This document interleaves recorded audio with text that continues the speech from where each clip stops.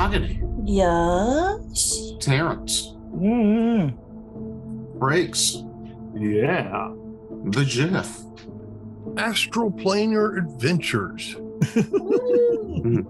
And me.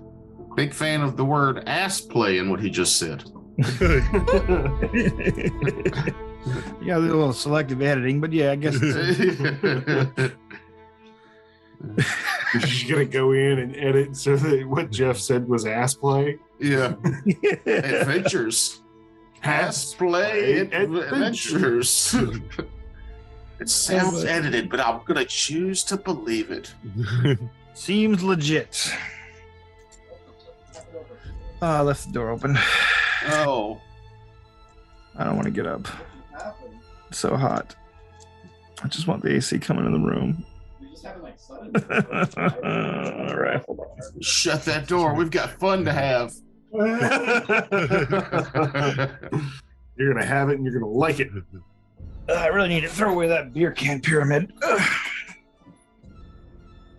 How do you not topple it regularly?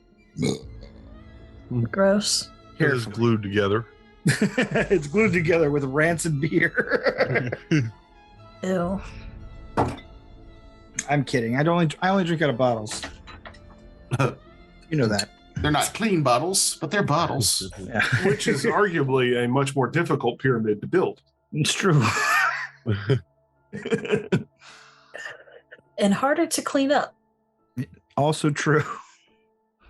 Especially if you knock it over. I guess to build a beer bottle pyramid, they all have to be balanced on top each other and do not have to depend on each other for, well, anyway. Like butt to mouth, like ass to mouth, not. Oh. I don't get that reference. Well, Jeff. I don't want to get that reference. It's more of those ass play adventures you were talking about. When two earlier. sexually mature human beings love each other very much or are drunk. I think it'd be more along the drunk side. One will suggest the other, well, okay, let me start from the beginning. No, I think we're good. We don't need a detailed play-by-play. Can we go back to that thing we were doing earlier? I don't know. There's been a lot of weirdness between then and now. I feel like a shower should be involved before we go back to that first thing. I've drank half a bottle of tequila. That just shows what a coward you are. Yeah. A shower and an enema? Nah. Get into it. Oh. That reminds me of that game show where it's the dark room and they have to guess what's in the box by like smelling it. It's my ass. Yeah. It's like, oh, it smells like ass. And then it's like ding, ding, ding, ding, ding. Like he got the question right. And he was just like, oh, I knew it was familiar. Oh, God. It's very musky, like an ass. Like, yeah, it smells like an ass. You're correct. Oh. I put my nose on it. I got real close. Like, how close was I? So let's roll the video. I'm going to assume that was a Japanese or German game show. Maybe German. I think it's American. It's not Japanese. They're speaking in English. Japan goes hard on its game shows. Yeah. That's true. They would put the ass right in your face like a suction cup. And you would see it coming. Not gross in any way, but if you're a fan of Jack Black, look up Jack Black on Japanese game show, and it's hilarious. What? It's so good. What is he doing? It's like he's having to listen on headphones to a song and sing it in a way that the contestants know can guess what song it is. And obviously he doesn't speak the language. So it's just him doing, like he's doing like he always does the skiddity bop bop with his, like he mouths, he mouths the instruments instead of singing the words. And they're all so impressed, but it's really funny because it goes all over the place. It's good. Speaking of going all over the place, I was afraid you were going to tell me he was like doing that fake kind of racist Asian language. No, but I was reminded that Jack Black has done blackface in a movie. I mean, most of them have. Well, in Waterworld, that was oil. He was just dirty. I don't think he was in Waterworld. No, and Yeah, he was in Waterworld. Where? Econ Rewind. Oh, that's With right. him and Mos Def, and they're sweeting movies that he's accidentally destroyed. There's a scene where he's Danny Glover's character from a movie, I think. Predator or See the Predator, Lethal Lethal Weapon. Weapon or something like that. Yeah, and I'd forgotten all about it. too old for this shit. Yeah. Which is funny because Danny Glover's also in that movie. That's true. Maybe he had permission. For the record, Jack Black was the pilot in Waterworld. Was he? Yep. Wow. Yeah, he's been in a lot of movies you don't remember. Mm-hmm. I mean, I remember him in that one with Bruce Willis, where Bruce Willis shoots him with the remote control. It's called gun. The Jackal, and it's phenomenal. I mean, I guess it's for a Bruce Willis movie, pretty good. Yeah, it's not bad. He's a bad guy. Yeah. Yeah, you get to see Bruce Willis in the rare bad guy role instead of the rare Bad actor role. There's 2 or 3 movies where Jack Black is just like a tech guy in a van. Enemy Oh, of the yeah. State. Yeah, Enemy of the State. Plus some others. I can't remember. I used to know the list. It was like, oh, he's tech guy in a van in like 2 or 3 movies. I remember the first time I ever actually remember seeing him and recognizing him was the Jackal, but I recognized him from an episode of X-Files. I'm like, hey, it's that guy from the X-Files.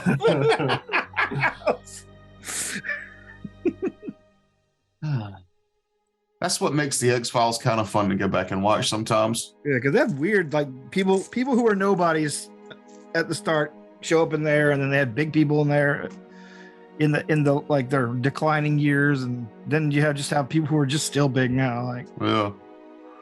A lot of walk-on roles for the X-Files.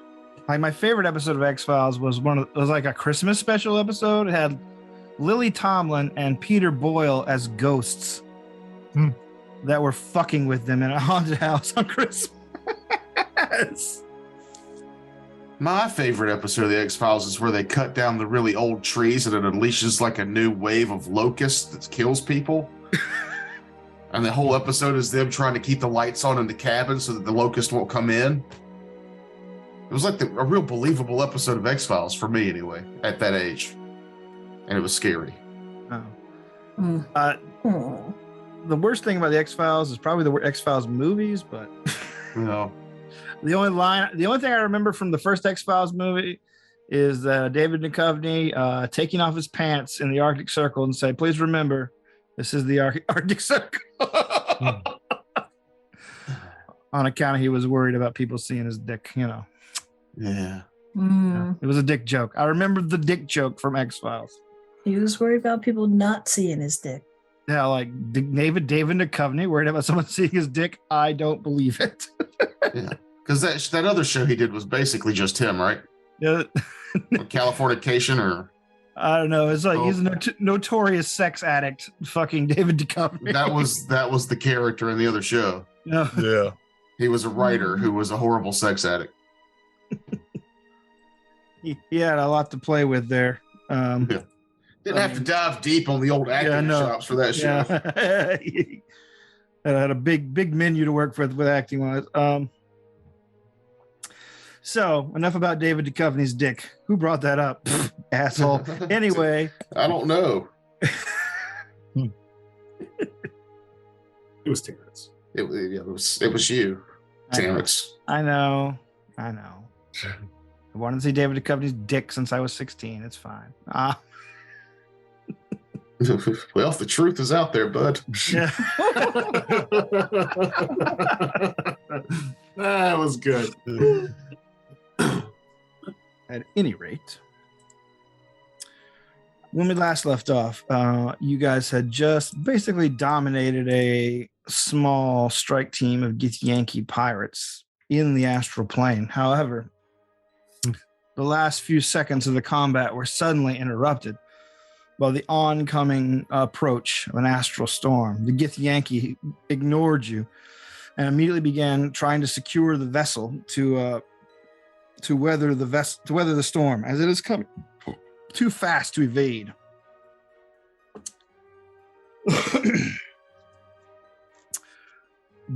The party opted, instead of trying to cling on to the side of the vessel or anything like that, just to get up on the deck and try to seek shelter with them. The captain, basically knowing that you guys put him down, what is it? Almost 8 crew members. It was 8 crew members. Yeah, not they 8 were numbered. He Immediately recognized our big boss energy. Yeah, he immediately began barking orders at you, and once you started doing it, you just continued to go about securing the vessel. It takes a couple of minutes, but everything begins to tighten down. The sails are withdrawn, the masts are pulled down and secured. The hatches and windows are closed, shuttered, and sealed off, and finally the crew begins to file down in the last remaining hatch. The captain, watching everyone go down, snarling, until you guys basically are what are you? He's got his sword out, standing by the door, and he's watching to see if you guys attempt to go down decks. Well, Is this ship going to outrun the storm, or they're buckled down to go through it? Yeah, nay. It'll be here soon, very soon.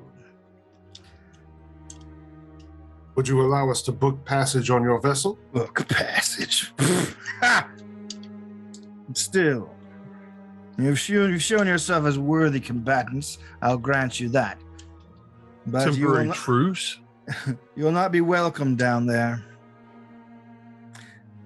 He looks at the helm, where you see he's got sort of a grim expression on his face, and you realize that this ship would be utterly at the mercy of the storm unless someone stays at the helm. Is there a way to strap myself to the helm to help guide it through the storm? You see the captain already has a pair of manticles on his wrists, preparing to do it himself. He says, perhaps we can make a deal. Yes. We don't make deals with evil. Stab. No, I'm just kidding. It's my responsibility to make sure this vessel makes it to the storm, but I'm not keen to die in it. If you can get us out of this alive, then your people are free to go. Even the naked one there. I've got pants now. Do you have any other slaves in your hold? Well, we call it treasure, but yes. Oh, well, in that case. I'll make a deal for the rest of them as well. The ship will have to come through completely unscathed for that sort of generosity on my part. Are you willing to make that deal? He looks hesitant. Those of you in Knowledge Plains know that despite these Githyanki Corsairs' like blustering attitudes, they are not inherently chaotic creatures. They are, in fact, extremely lawful creatures. Yeah. And he frowns, winces, and says, aye, more slaves can be acquired. Okay, then let's do a walkthrough of your ship. We'll document every piece of damage that's here, and if anything is new, we'll forfeit. No time for that. There's going to be minor damage. The whole point here is to bring through the ship fairly unscathed. I mean, there's no matter what you do, there's going to be some minor damage through the storm. Now, Captain, I need more information. Is there a place or way, because I'm more useful to non-planar ship usage out here in the plane? What would be the where should I aim for? What is the goal here? What's the best thing? Translate as much as you can for me before this happens. He thinks for a moment. You'll want to ride the top of the storm. Get us upward as quickly as you can. Make sure we're on top of it. It'll probably lay us down somewhere in. He points off in that direction, in a direction. I stayed out here too long during this season. All right. I will go to the thing and bind myself to the so I can actually secure myself as much as possible. He offers you the manacles that he is wearing. The key with those, please. And the key. He's grinningly. Then I will do so. He says the main thing you want to work through, however, is the obstacles. This vessel is sturdy and has weathered many storms. However, it will not weather crashing into one of those. And he points in the distance at one of the petrified god corpses. Okay. Just my knowledge of like regular sailing is just my normal sailing capability going to be enough to do this, or am I going to require something special? Like, will I require help from one of the companions to do this? Well, since you have both knowledge planes and profession sailing, I'm going to say that, yeah, it might not require any more than you, but another hand would be helpful.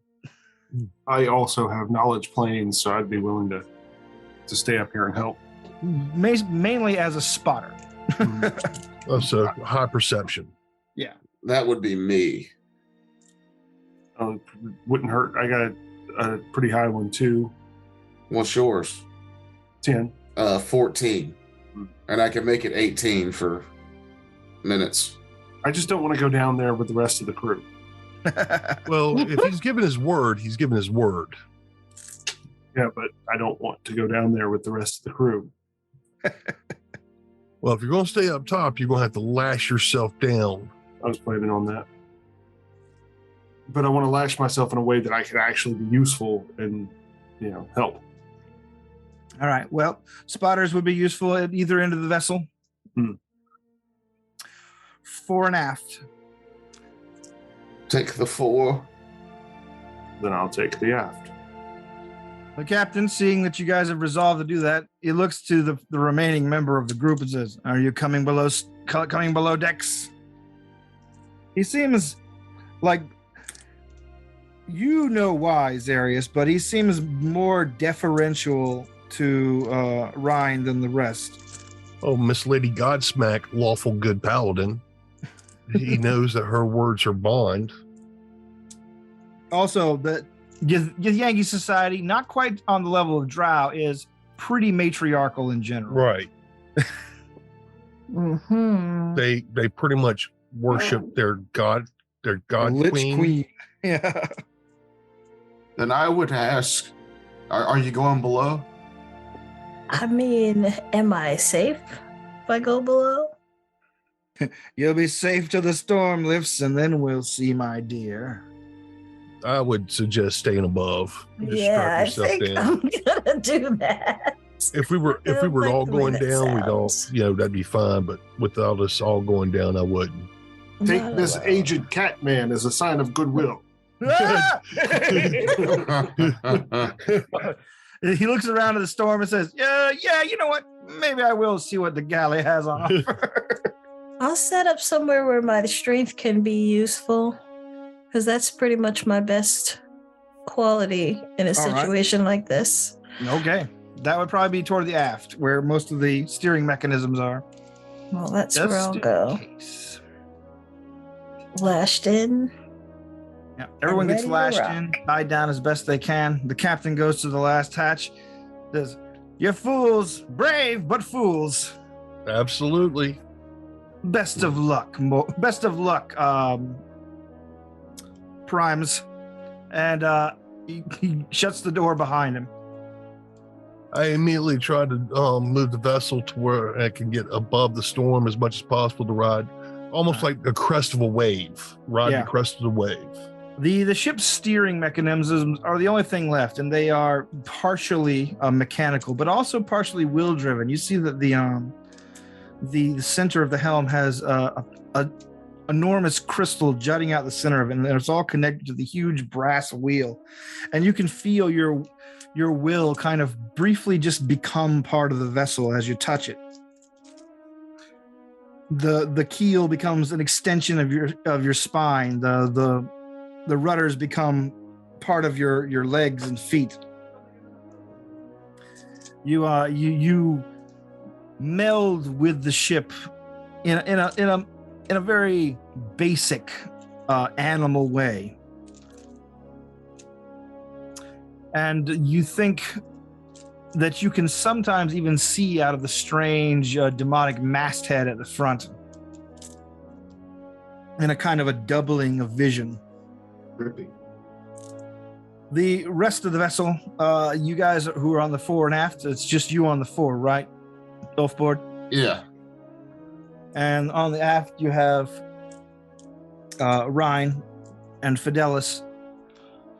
You guys have all basically lashed yourself down as best you can, and it's deadly quiet here in the astral plane. You guys are still surrounded in the both the dead bodies you created and the debris of the house that collapsed in on you as you approached. Nothing seems to be moving except for the huge rolling black and silver clouds roiling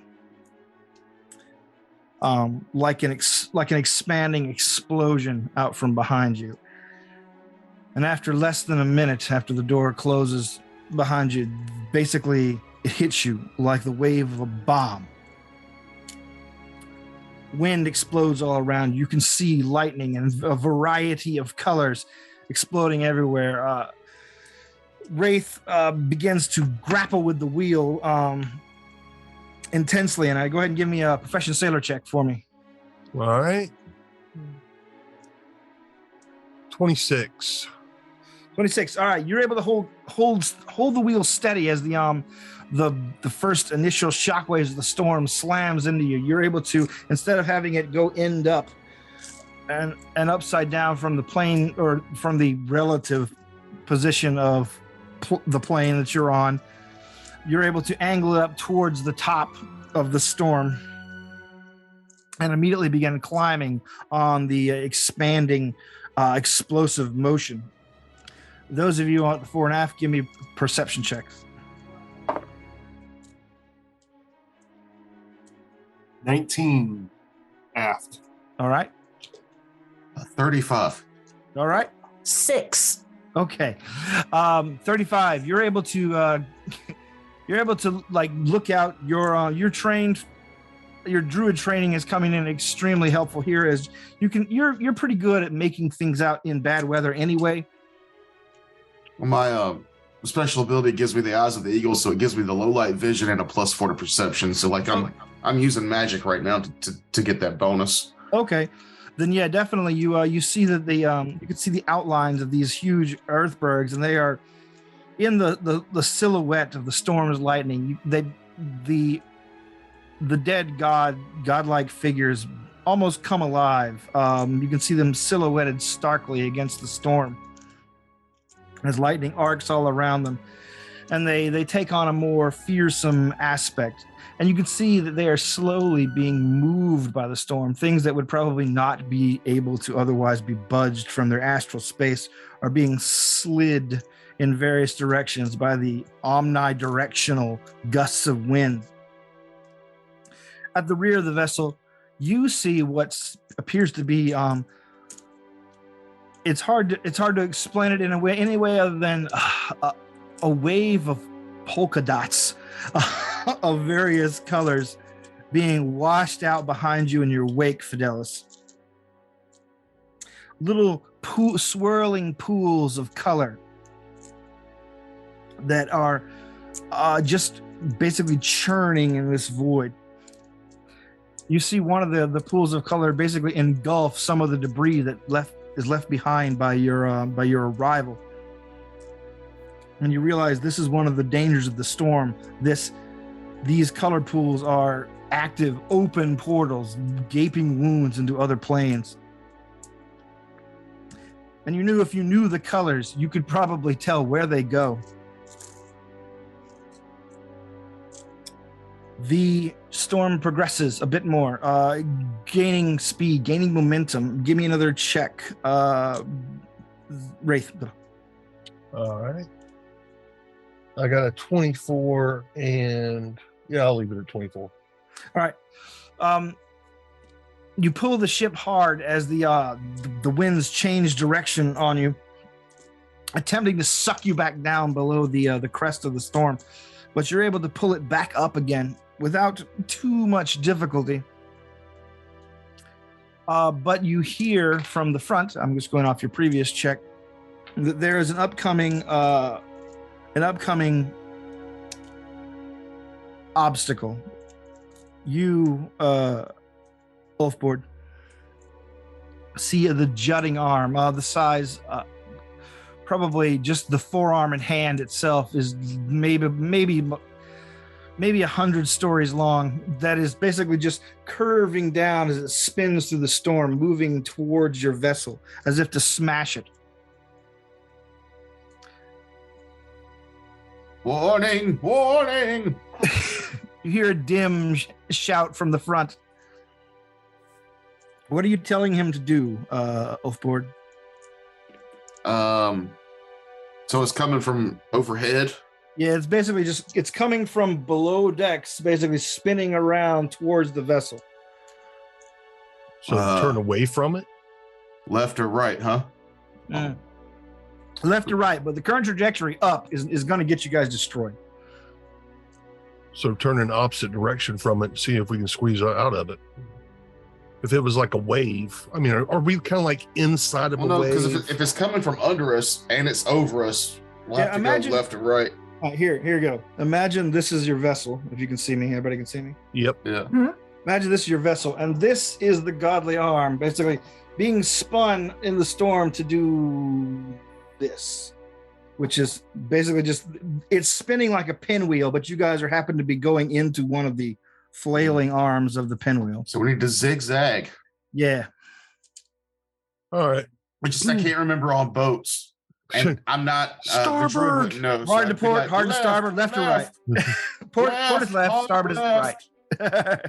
Yeah, so that sounds like a port. Well, I mean, I can see this coming also. Well, no, you can't, because it's coming like this.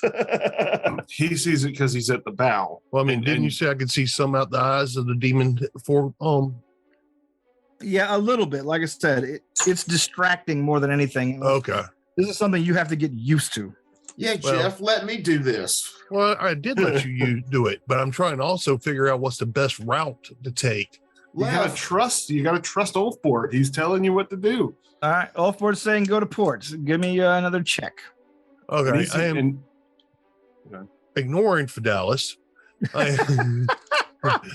He's already said his part. There's portals behind us. Run. Actually, I'm ignoring Frakes. Wait a second. I am using an inspiration point here because I feel like this is very important. So you could hear it in my voice. Yes, the sheer terror. So 22, 31. Yeah. 31. You hear Oathboard, understand what he's saying. It's something incredibly dangerous going up, and yank it as hard to port as you can. Just in time to see the tips of these massive clawed stone hands coming up over the bow, which you see veer off rather quickly. You can hear the stone of the hand scrape against the side of the vessel as you just narrowly avoid it.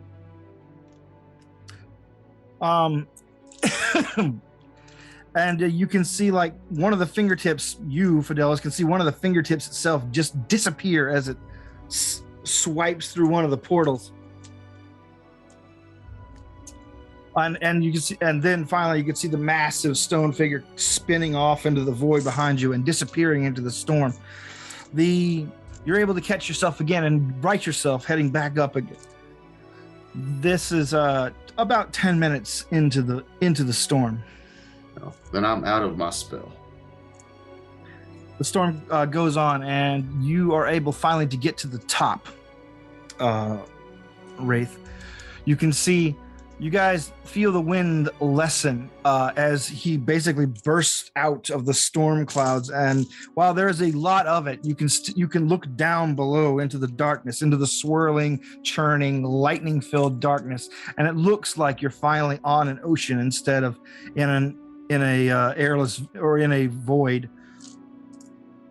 As this wave and roiling clouds of astral energy just push and push and push you guys on. Give me knowledge planes, or actually just intelligence checks. You two at the back.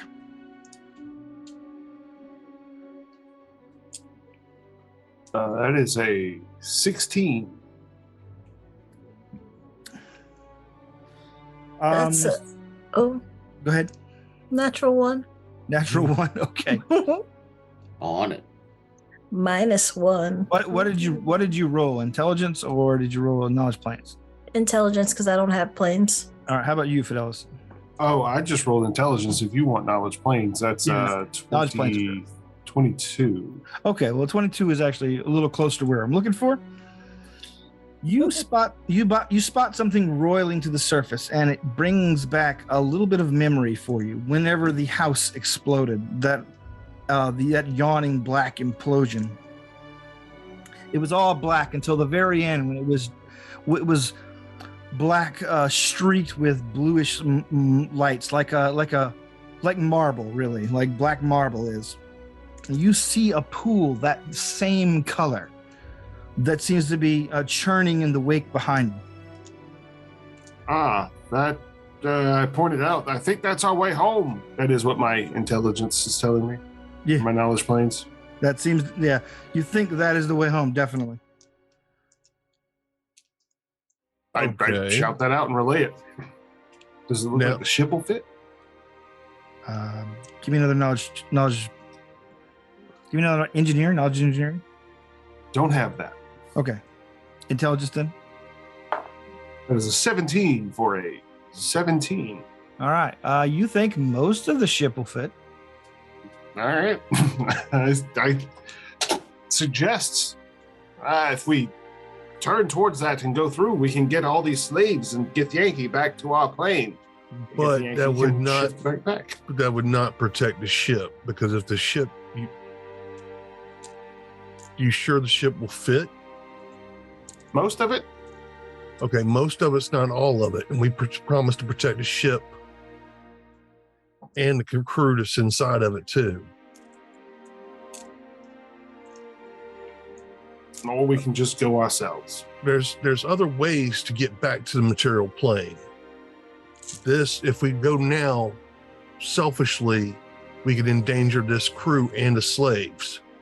That's true. I'm going to try to continue going forward, but we now, actually that's a good catch, because now we kind of know what the portal looks like. So we can actually see if we can find another portal similar looking to get back. All right. Choosing to ignore the obvious escape route home. This says the DM disheartedly. No, and maintain your honor. You bravely continue forward.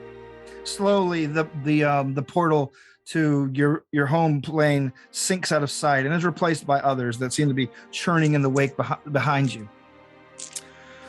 Front, give me another perception. Uh, 23. I'm getting tired. All right. My spell's gone, so. The wind has been blowing, constantly stinging into your eyes this whole time. However, through the blur, you can see that there is a large conglomeration of broken stony bits ahead. The same direction in which the captain pointed him, the place where the storm would probably break, which he seemed pretty despondent about at the time. Like, you're guessing that this is basically the beachhead that the storm will crash into. So it will require extra caution and care on the part of your pilot. Yeah, I'll give him all the advantages I can with my sight. All right. I will use another inspiration on this one. And you get a +2 from your spotter. Your rear spotters, you're going to attempt to aid him as well. You can see that, like, the wind has a hard time, you in particular, Ryan. The wind, he's having a hard time basically moving the rudders through the wind. You're guessing he might actually just need a little help with the actual turnings of the wheels. Oh, yeah, I will. Can I strength with that? Yeah. Yeah. So go ahead and roll to assist there. Give me a strength check to roll assistance. What do you have to get to assist? 10 or more. Yeah. Okay, I assist. All right. 13. So +2 more for that. I got a 17 on my perception, if that's what you were saying I could do to assist. Yes, you can. You can basically make sure that nothing else is coming up from behind that he needs to worry about. Okay. Just from my stuff, not including anybody else's bonuses, I'm at a 32. Sweet. So that brings you up to 38. Between the four of you, spotting, steering, using your trained skills as a sailor, and basically just hoping against hope that everything will turn out right. The ship seamlessly navigates through these enormous jutting shards of dead god. As you see the storm exploding, disappearing, dissolving in bursts of light and lightning as color pools slam into these rocks, taking chunks with them. You are sent in a wake through the stone, which he guides you through carefully, quickly. And out the other side, you can see the still churning grayness as the storm collides with the bank of stones. But everything around you is still, while windy, largely calm. Shortly thereafter, the doors of the lower decks open up, and the Githyanki file out, all of them looking at the vessel, followed by the captain. I disconnect myself. All right. Same. Unlash. They are looking around. They all seem pretty skeptical. And when the captain takes a brief tour of the upper decks, looking over to the sides, he sees some scrapage. He looks around. He sees like a lot of the stuff that was left on the decks blown off. But beyond that, he seems extremely impressed. He walks over and says, "Well, well, well. You Primes proved yourself way more than useful. Are you sure you don't want to be corsairs?" And I actually laugh out loud. Very well. Wrong adventuring party for that. We had a bargain, and I will fulfill it. But I can't take you back to anything. I can't take you back to any dock that I'm welcome in. Otherwise, you'll get snapped up just as easily. So, I'm going to let you out in a smaller outpost, and you'll have to make your way from there. That's better than the alternative. Yeah. And, Captain, I will say this. We did have a chance to actually get back to our own plane, but because of our agreement, we honored. The always humble Wraith, ladies and gentlemen. Well, it's good, because your grandfather would have been dead meat if had you abandoned us.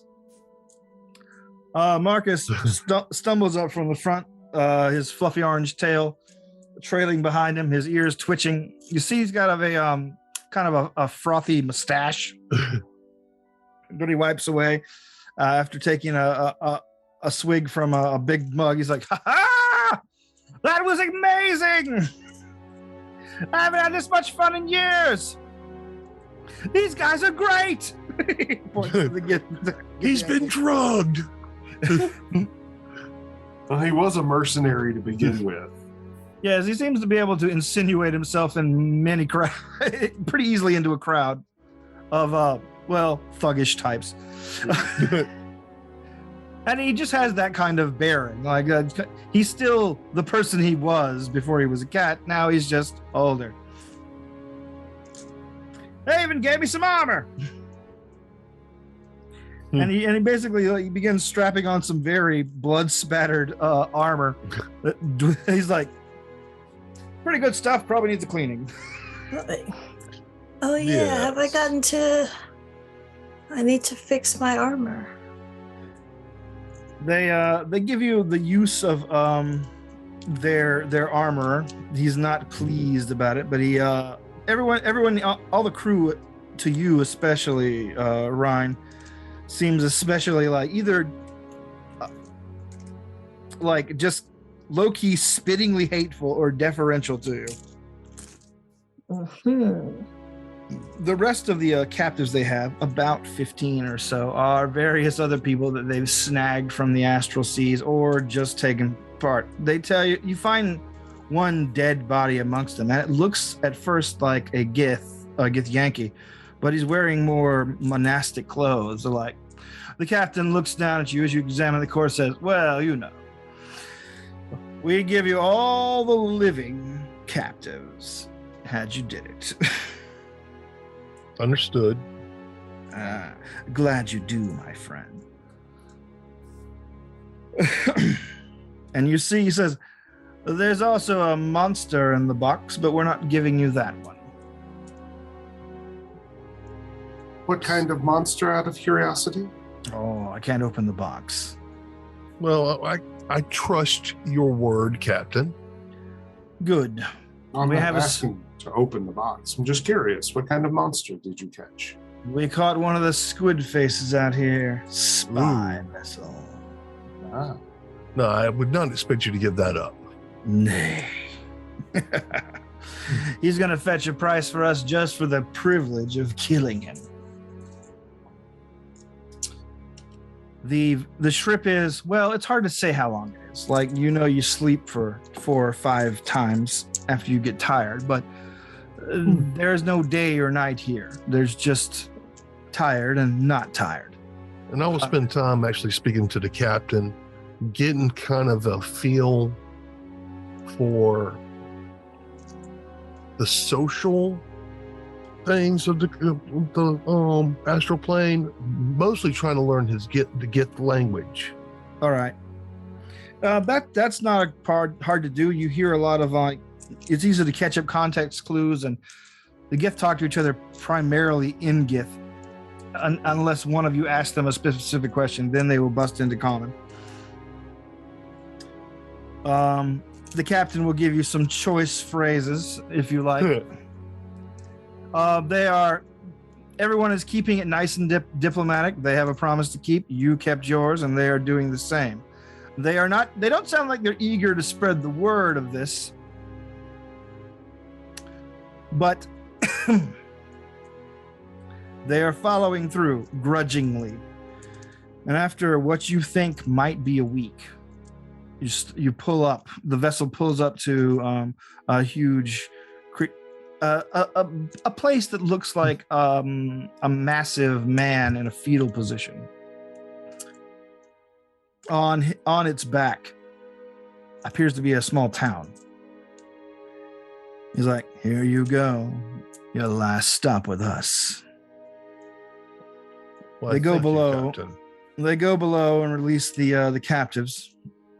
Some of the captives get irritated that they don't get their stuff back, but they're happy. You should be happy you're getting away with your life. And yes, this is true.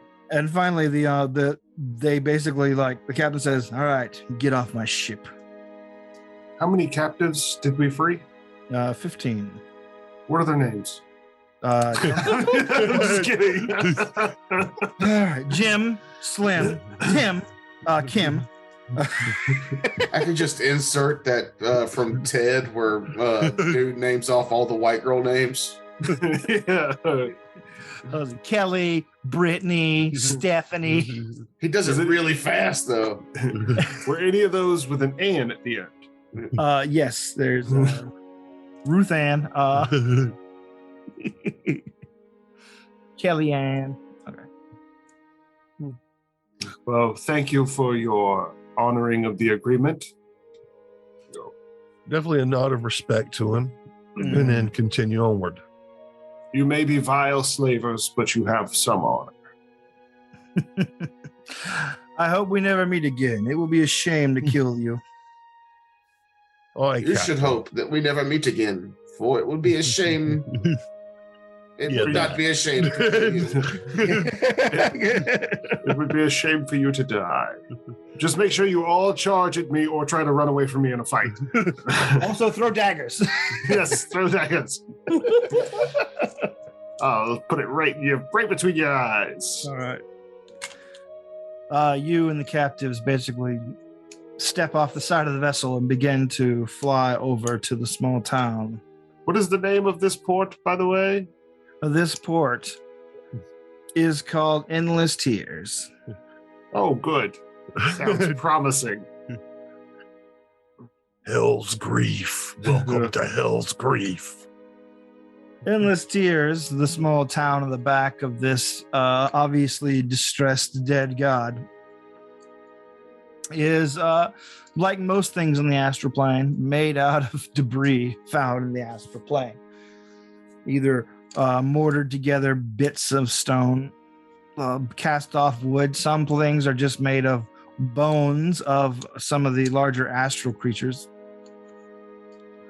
It is a little town, maybe numbering about 300. They don't seem to be terribly upset that a massive Githyanki Corsair vessel is here, and you don't see any Githyanki in town that looks like to be a place where the rare place on the astral plane that is neutral territory. There are a lot of creatures that habitate here, and most of them seem to be pretty like down, not down on their luck, but just like most of them seem to be kind of old. Like they've come here as just like a last resort. And there's a witch around. Find the witch. No, but the one thing you two with planar knowledge know is that they came here probably to avoid dying. It's a retirement village for people afraid of death. The astral plane probably has several of these. As no one dies here, time stops. You guys notice that while you have drank and eaten on the vessel there, you weren't hungry and you weren't thirsty. Did we go number 1 or 2 after each meal? Yeah, well, no. I mean, that happens, you know. But biological processes still continue. Yeah, the biological process. If I could eat all the pizza rolls I want with none of the diarrhea, I wouldn't leave this place either. The astral plane doesn't have anything like time in it. So it brings up a lot of questions if you really think about it, though. Like, it is really weird. It is weird. Like I said, eating and drinking here is optional. Aging here is not optional. You just can't do it. But if you can't age here, does that mean this, like say you had some kind of debilitating disease, like a tumor or something, would you come here? Would it stop growing? Ooh, I'm going to say that I'm saying it would probably, no, it would probably kill you. Like things can kill you in the astral plane. Mm-hmm. Right. And it's your body, not time. Yeah, if it's your body rebelling, it will kill you. If it's like aging, it won't. Yeah, but aging is the growth of your body. Mm-hmm. And if the tumor is alive, like a cancer is alive or any bacteria is alive, and it stops aging, it would age past the point of killing you. Right? I'm bringing science to my magic. I'm saying night's rest. Yes. 5 of them, actually. I'm saying let's just suspend that disbelief for now and say. I was just thinking there could be like a fun like hook there. Like there's this actually, holy order. The more I think about it, the more I think you're right. Maybe if it is a biological process, it would just stop here. Right, but there could be like a holy order of like medical professionals who have access to this plane that can send patients here to give them more time. Just a fucking horrible hospice in the middle of the astral. Right, but a hospice where there is hope because eventually they might find a cure for this thing you have. It's like cryo freezing, but magical. Yeah. Now you have to be awake. Still get bored. Yeah. No night's rest. Yes. Yeah. Five nights rest. All right. We've had several rest periods. Like I said, day and night isn't really a thing here, but Now, here's another question. Could you, like, come here and spend 40 years just pumping iron and then come back to the prime material just straight jacked? Well, that's the reason why probably Githyanki are probably, on average, better fighters than most, because, you know, they spend most of their youth on a material plane somewhere. They don't talk about it. And then they come back to the home plane after they've hit like adulthood and basically just live out the rest of their until violent death lives. How do you give birth on this plane? You don't. I definitely don't. And how is time relative to this plane to our plane? Is it?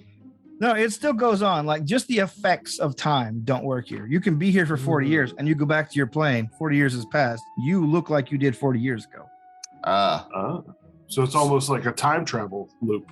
Well, I guess if you want to wait around for 40 years. It's the same kind of time travel as actual time. You can wait 40 years and 40 years have gone by. It's the same kind of time travel as cryo, going into cryo for 40 years and coming back up to the same state. Yeah. I mean, that's the best way to think of it. Oh no, we'll go back to idiocracy. But yeah, no, like it is coterminous, like with the Material planes. with the material plane, with the various other extra dimensional planes. It's on the same clock as them. The clock just doesn't do its damage here. Oh, it's Flight of the Navigator time. I guess. I don't know what the fuck that means. All right, then. Yeah, no, because that doesn't even work. Yeah, I guess you're Flight right. of the Navigator, again, a movie I don't remember very well. We don't age. I got it. Okay. It's Neverland. Yeah, because Flight of the Navigator, he wasn't gone for that amount of time. It didn't seem like that amount of time to him. No, that's Einsteinian shit. Yeah. Yeah, no, it's Neverland.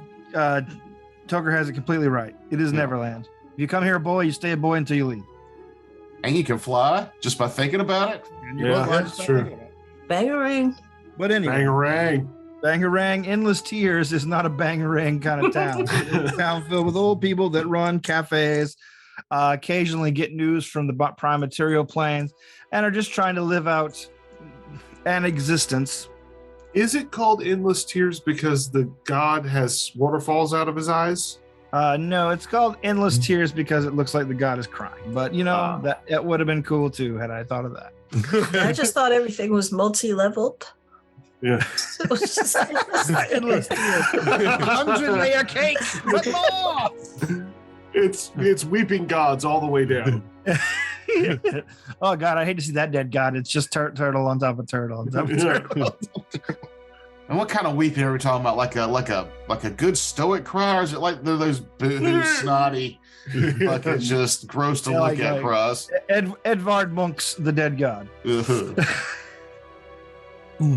Or the what is it? The nesting dolls. It's the god of nesting dolls. It's the god of it's the god of dumplings from Love and Thunder. That was a very adorable god, by the way. Val, god of dumplings. And yes, so much Love and Thunder. Yeah, so we Superman our way down. And Superway. By this time, once the captives that you guys basically rescued watch the ship sail away, like some of them, it finally dawns on some of them that they're free. Like they just did not expect to not be worked to damn death in some Githyanki mine or some other astral creature or some other extraplanar creatures. And we'll actually explain to them what happened. And yes, we saved your lives. Yep. Get that credit, y'all. well, I mean, I'm good. Doesn't mean I'm not going to brag. Yeah. That we did. Zap Brannigan over here. Did. If it wasn't for us, you would have spent the rest of your eternity as slaves. Worship me. And on top of that, actually kind of give them a visual of what the storm was like, of us, everybody on deck doing their damnedest to keep everybody alive. Right. Yeah, Zap Brannigan. Yep. All right. You tell your story, and a lot of them are extremely impressed by it.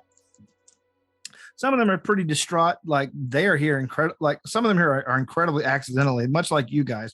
But they didn't get here in some at the end of some epic fight. They walked into the wrong outhouse while they're visiting a town somewhere. Yeah. They're like, well, how the hell do we get home? That's a question we all need to figure out. Need to find your portal.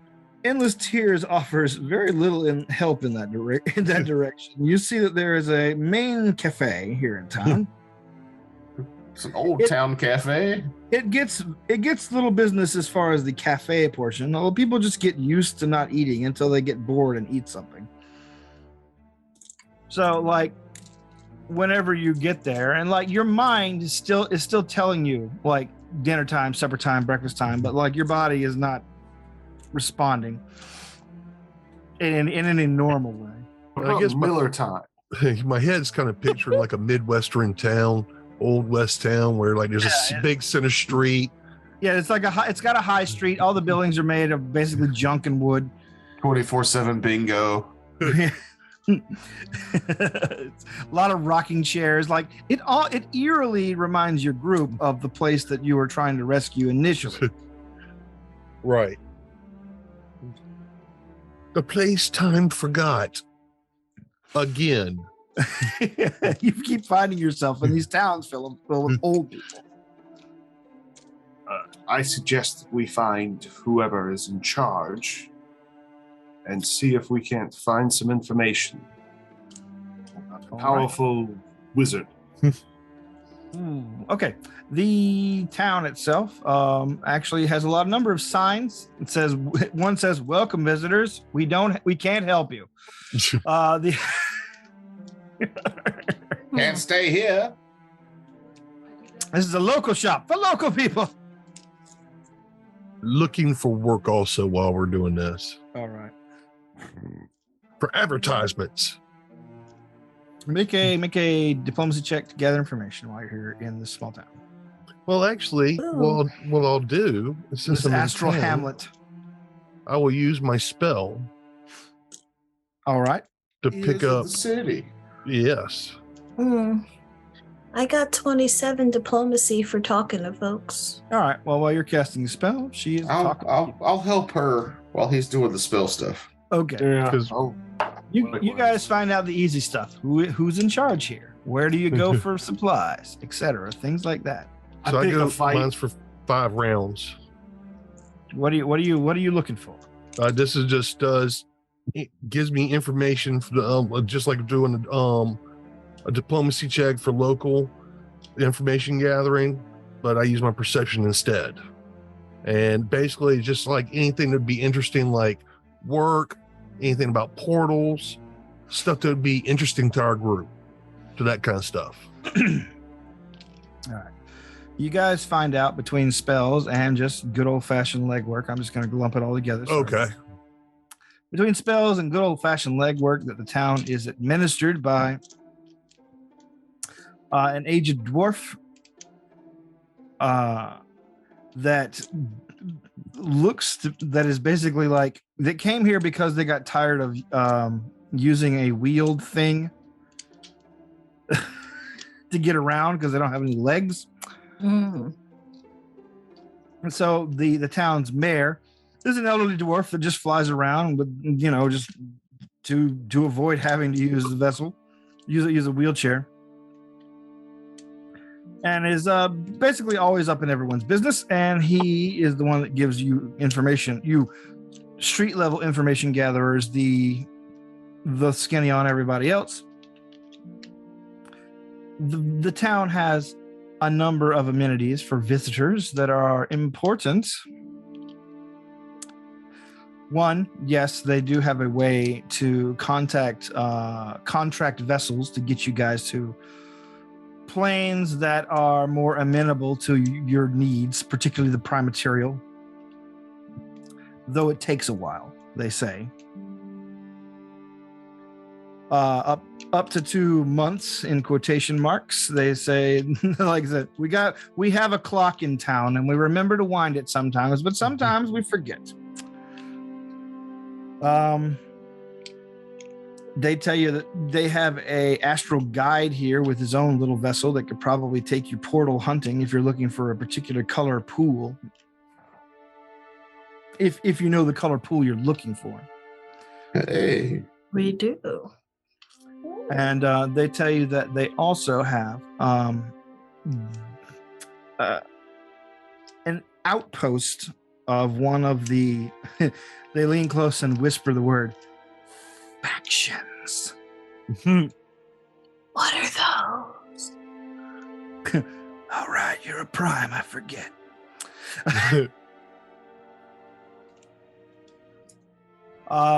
He says, well, in the city of Sigil, there are were a number of factions that ruled the city. They were in charge of everything. Philosophical organizations, they called themselves, but that's neither here nor there. They basically were the top dogs until the Lady of Pain, the person actually in charge, tossed them out of their ear. And so they fled to various places. Or broke up. The one in this case did not break up, they stayed together. So it's like a deposed governmental organization. Yeah, but they were multiplanar in nature anyway. That was just their main office where they had the majority of their power.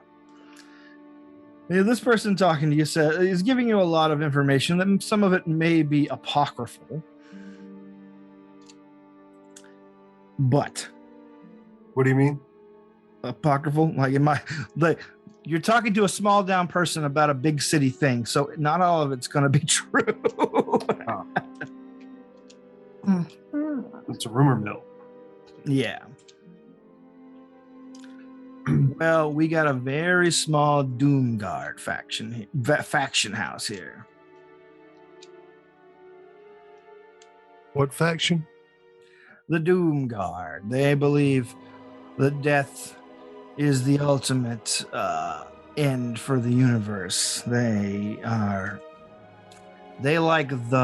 think entropy is the most important thing.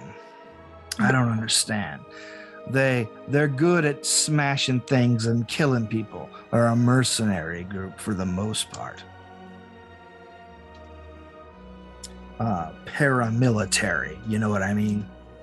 They keep a small emergency armory here. We don't talk about it much because they haven't really come back for it. Last Doomguard in town died 10 years ago. Their safe house is it's locked. Let's just call it that. So if you're from them, and he looks around and says, I'm guessing you ain't. I'd stay away from that. He points to the building, which is the most ornate building here, in the sense that it is actually like decorated. It is made what appears to be like entirely out of terracotta, mud, shellacked black and spiked with jagged bones all the way around. The doors itself are huge iron affairs that have been rusted over. It has no windows, and it has the symbol of the Doomguard upon it. Which, if I recall, let's see. Is there a knowledge we can roll about the Doomguard to determine if they sound like a not very nice organization? Go ahead and roll Knowledge Planes. Knowledge Planes. Natural 19 for a 25. The Doomguard believe that the decay and entropy of everything was not only inevitable, but a good thing. It was supposed to happen. They are trying to hasten the end of all things. Chaotic. Yeah. they basically are, let's see, their main faction house is now on the negative energy plane, where it always was, but they did have a powerful presence on Sigil before they were cast out by the Lady of Pain. There are a number of undead members, of course. Let's see. Doomguard. Yeah, basically they're mostly mercenaries and hitmen. Like they aren't necessarily a benevolent force in the world. They basically on Sigil they ran the city armory. Like they're there to create things that destroy. That is their thing. They want to destroy. They want to make things that destroy. They want to promote the degradation and destruction of all things. That is the fundamental tenet of the Doomguard. You guys happen to have a random weapon storage house here on the astral plane next to you. Sounds as if this group should not be well armed for the benefit of everyone. Well, you're going to have a hard time disarming them. You said they're gone. Well, we're not touching it in case they come back. What if they decide that, maybe they want to bring entropy to hold endless tears? Well, then we'd have to find somewhere else to live. Now, out of character between us, this sounds like, away from this character. This is us having a huddle up. I don't believe these people should have this armory here. They don't seem to be the type to, like, even if this was their home base, it would be the last place that they destroy, but they still want to destroy it. So essentially what you're saying is you want to basically raid the place? I think that would be a good aligned thing to do. Also, incidentally, netting us a lot of weapons. That's just a byproduct. A happy accident, if you will. Well, that's up to you guys. Wraith, you know that the Doomguard are a pretty expansive organization. They are used to fight interplanar wars.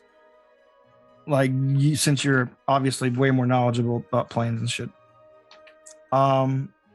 But the question is, are they a big enough organization where they won't realize that they've lost track of something like this? Yeah. Yeah, and I mean, if they do come back and it's damaged or destroyed or gone, or they might not even have an idea what's in there. If we go in there and take stuff, maybe maybe someone else came in. The last person that was here from their place took the stuff out. Mm-hmm. If we go in, take stuff out, and then lock the doors back as if nothing happened, maybe they'll think otherwise. Sounds like theft to Ryan. And is stealing from thieves wrong?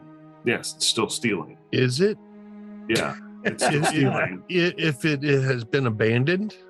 I wouldn't be opposed to borrowing with the true intent to return items. but this would be like stealing from someone who wants to nuke the world. Because that's my favorite David Bowie song. The man. People here planning on using that stuff against them if they come back? No. They haven't touched it because they're afraid of them coming back.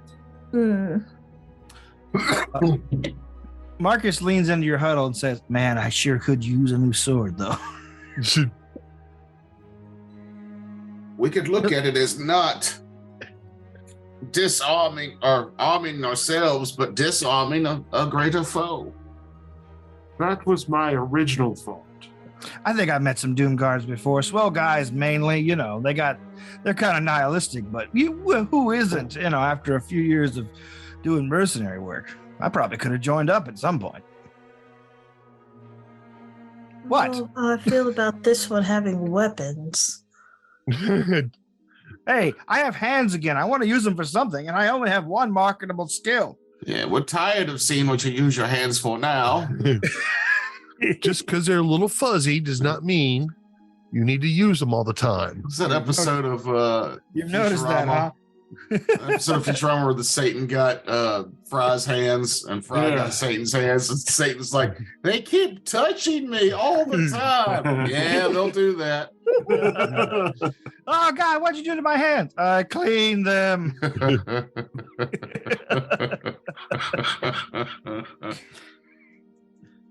Marcus, now that he's roughly in a human shape, he seems to have, despite his age, reverted back to his pre-married state.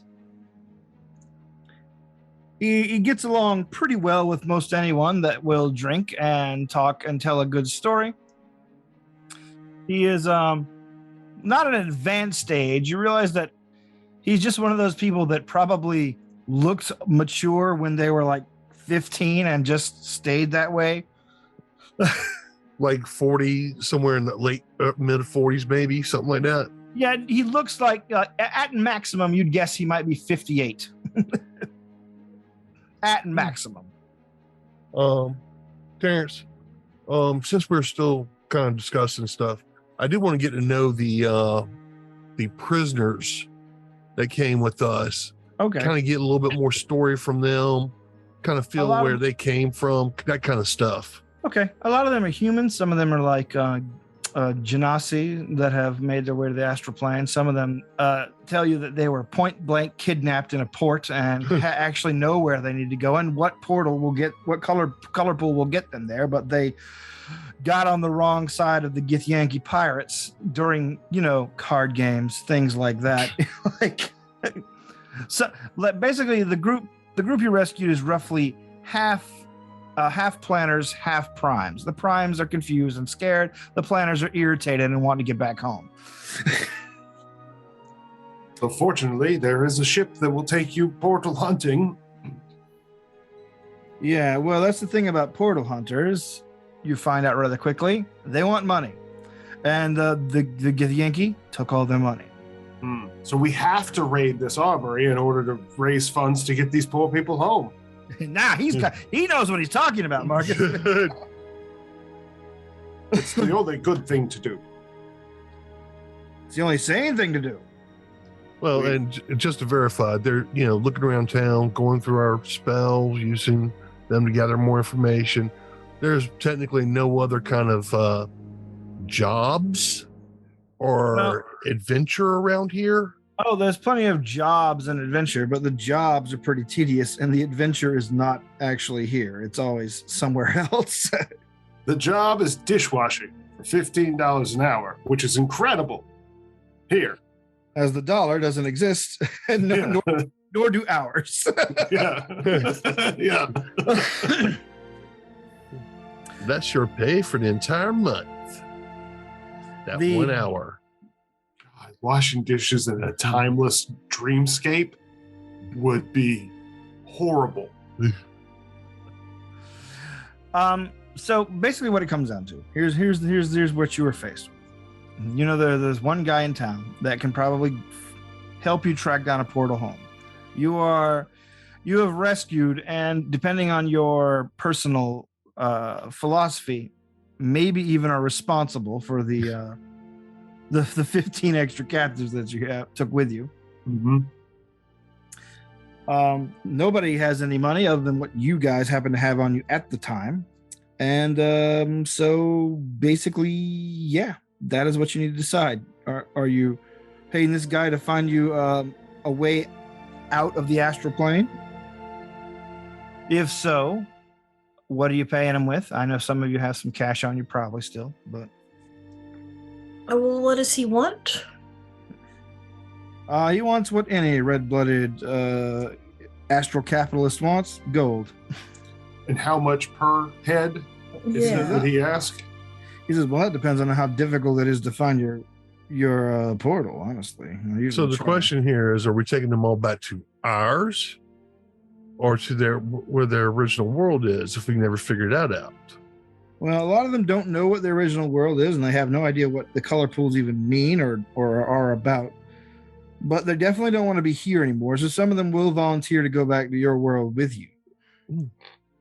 How Well, many? if they give us descriptions of like, oh, here's the city I grew up in, and here's the country I was at. Can we use knowledge geography to figure out if it comes from our world? Let's throw randomly to see if anybody from your world is actually here with you. Also, how many would choose to just stay here? You said not many, huh? Not many, and the planners basically, like, after thanking you guys for the rescue, like, almost break off immediately. Some of them forming little cliques of their own because they've already been like captive together, so they're kind of like bonded by that sort of thing. Trauma bonding. Yeah, they're all kind of trauma bonded together. So they basically break off from you guys and say, well, we're going to try and get to Sigil. That's the best place to try and find out where you're from and to get back there. That's where all the sages live, and that's what we need. Well, Jim, Tim, Ben, Barry, Slim, Paul, Kim, Ferry. It was very nice to meet you all. I wish you all the best of luck. They nod and say, well, we're just going to settle in here until the next vessel arrives that can take them to Sigil Portal. Gina, Tina, Maria, Christina. I was thinking more names that ended with A. It was from a while ago. Sorry. The other 8 captives that are from the prime material plane, none of them seem to be from where you guys are from. Okay. Some of them, obviously so. Some of them are wearing extremely weird clothing. Some of them are human only because they tell you they're human. Like they have like blue skin, or one of them notoriously has one big eye. They all claim to be humans. So this is like 7 backup characters that we can have. Actually, it sounds like the best strategy would be to get to Sigil, and then from Sigil, everybody can make a decision whether or not they want to go back or stay there, and then we can make a determination what we want to do instead of portal hunting randomly. That's not a bad idea. Well, I feel like I remember a group of evil campaign members making it to Sigil. Was that where they went? That is where they went. And had to figure out what to do next. And the campaign came to a screeching halt because they couldn't figure out what to do next. It was I'm also not like saying it's going to happen again. Well, if you're suggesting they go to Sigil, then the other primes that are not from where you're from will say, well, we'll go with our other captives then. Like they made friends with them too a little bit. You know, they can glom onto that. I'm just thinking it's the best thing for all of us because Sigil's going to have the most option. From what I understand, is going to be most likely the most likely option for us to be able to find a portal back easily. Somewhere in Sigil, there's a portal that's going to be able to take us back to Galarian. Not Galarian, but Greenville. Yeah. So, and then if they don't want to go back to our plane, they don't have to. Sigil's very cosmopolitan enough. People could blend in there and probably enjoy themselves. All right. What do the rest of you say? So I can know what to do next week. I still think we should disarm this dude. Oh, absolutely. I mean, we do that while we're waiting for passage. Yes, we also need to make sure we have enough gold stockpiled in order to book passage for all of these people. We are responsible for them. We snatched their lives from the jaws of eternal servitude. Okay. It is only right for us to make sure they get to their desired ends. All right, cool. So next week, we will start off with you guys raiding this Doomguard facility here in the town of Endless Tears. The night before your escape is here to arrive. Basically, your ship out to get to Sigil. In an adventure that I'm going to call War Chest. All right, so next time, have a good night. Is that a type of cheese? War chest? What? It's a sauce. Worcester sauce. No. That's Worcestershire. Worcestershires. It's when you get a bunch of shires together and the It's Hobbit Hobbits. Yeah, Hobbit Squeezins. Hobbit Squeezins. Yeah, thanks for listening to Raiders of the Lark, a product of Homebrew Detritus. You can check us out at homebrewdetritus.com. Like, subscribe, share, do all that stuff. I haven't said that in a bunch of episodes. Yeah. A byproduct of Homebrew Detritus. Like we are Homebrew Detritus Squeezins. I don't know. We might be the superior product. I think we are. Good night. Okay, bye. Bye. Bye, everybody.